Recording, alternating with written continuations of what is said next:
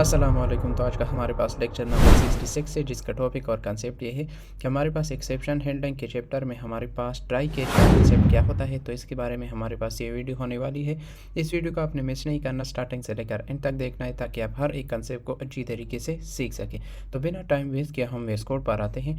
और ये हमारे पास जावास्क्रिप्ट का 66 नंबर लेक्चर है, और हमारे पास जो एक्सेप्शन हैंडलिंग का चैप्टर है उसमें हमारे पास सेकंड नंबर लेक्चर है।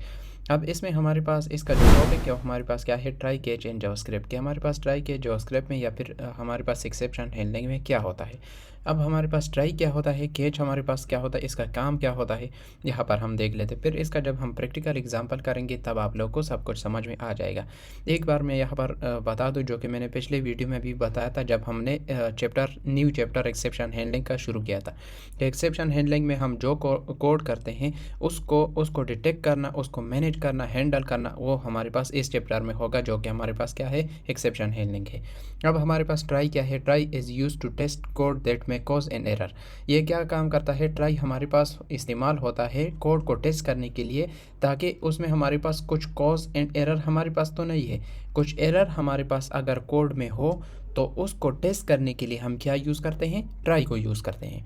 और कैच हमारे पास क्या है, catch handle the error if an error happen inside a try. तो हमारे पास ट्राई क्या काम करता है, ट्राई हम यूज़ करते हैं कोड को टेस्ट करने के लिए कि उसमें हमारे पास एरर है कि नहीं है। और कैच हमारे पास क्या काम करता है, ये हमारे पास उस एरर को डिटेक्ट करता है कि इस ट्राई में हमारे पास एरर है कि नहीं है। Catch handle the error if an error happen inside try. ये हमारे पास क्या काम करता है, कैच करता है, हैंडल करता है उस एरर को, जो हमारे पास एरर अगर हमारे पास ट्राई में हो।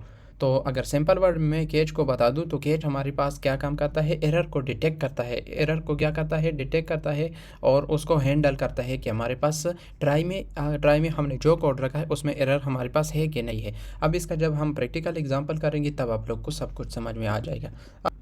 अब यहाँ पर हम छोटा सा एग्जांपल करेंगे। तो यहाँ पर मैं इस तरह करूँगा, पहले आपने क्या करना है, ट्राई लगाना है, और ट्राई के बाद आपने यहाँ पर डायरेक्ट आपने यहाँ पर क्या लगाना है, कैच लगाना है।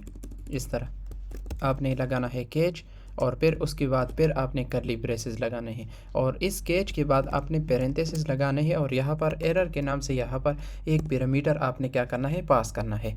तो यहाँ पर इस तरह अब हम करते हैं। छोटा सा मैं एग्जांपल करता हूँ, console.log। तो console.log में मैंने फॉर एग्जांपल ए दे दिया। अब हमारे पास ए यहाँ पर कहीं पर हमने डिफ़ाइन नहीं किया है, ए वाला वेरिएबल, और इसको कैच करने के लिए हम यहाँ पर क्या करेंगे, यहाँ पर हम उस एरर को डिटेक्ट करेंगे console.log, और फिर यहाँ पर एरर को दे दो। तो अगर हमारे पास ट्राई में कुछ एरर हुआ, अगर हमारे पास इस कोड में हमारे पास कुछ एरर हुआ, तो फिर उस एरर को क्या कर दो, यहाँ पर हमारे पास ये क्या कर देगा, कैच कर लेगा उस एरर को, और फिर हमें डिस्प्ले कर देगा। अब अगर मैं इसको रन कर दूँ तो रन करने के बाद यहाँ पर हमें क्या यहाँ पर हमारे पास क्या आ रहा है कि हमारे पास reference error A is not define. यहाँ पर आप देख सकते हैं कि ए हमारे पास क्या है, डिफाइन नहीं है। या फिर आप इस तरह भी कर सकते हो, यहाँ पर आप इस तरह कर दो कि हमारे पास ए इज़ नॉट डिफाइन, इस तरह भी आप कर सकते हो। तो अगर मैं इसको रन कर दूं तो रन करने के बाद यहाँ पर आप देख सकते हैं कि हमारे पास इसमें अगर एरर हुआ तो हमारे पास कहाँ पर जाएगा, ये यहाँ पर जाएगा, और हमारे पास इसको ये डिस्प्ले कर देगा ए इज़ नॉट डिफाइन, जो कि हमारे पास ए हमारे पास डिफाइन भी हमारे पास नहीं है। अगर इसके उलट हम इस तरह करें कि यहाँ पर एक वेरिएबल हम ले ले ए के नाम से, और उसमें हम कुछ भी स्टोर कर ले, फॉर एग्जांपल 3, तो हमारे पास ये वाला हमारे पास डिस्प्ले होगा, फिर हमारे पास एरर नहीं आएगा, क्योंकि हमारे पास कोड में एरर है नहीं। तो अगर मैं इसको एक बार फिर रन कर दूँ, इसको रिमूव करता हूँ, तो यहाँ पर आप देख सकते हैं कि हमारे पास अब एरर नहीं आ रहा है, क्योंकि हमारे पास ट्राई में कुछ एरर है नहीं। तो अगर मैं सिंपल वर्ड में आप लोगों को बता दूं तो हमारे पास ट्राई कैच का कंसेप्ट कुछ इस तरह हमारे पास होता है कि हमारे पास एक ट्राई होता है, एक हमारे पास कैच होता है। हमारे पास ट्राई में हम कोड लिखते हैं जिस तरह हम नॉर्मली हम लिखते हैं, और कैच में उस एरर को डिटेक्ट करने के लिए हम कुछ एक एग्जांपल एक हम लाइन लिखते हैं, या फिर उस एरर को हम डिटेक्ट कर लेते हैं। अगर हमारे पास ट्राई में हमारे पास कोड में उसमें हमारे पास एरर हो, तो फिर यहाँ पर कैच पर आ जाओ और उसी एरर को फिर क्या कर दो, डिस्प्ले कर दो।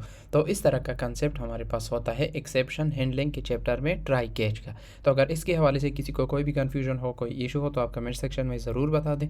तो आज के लिए इतना ही, मिलते हैं नेक्स्ट वीडियो में, नेक्स्ट लेक्चर में। Thank you.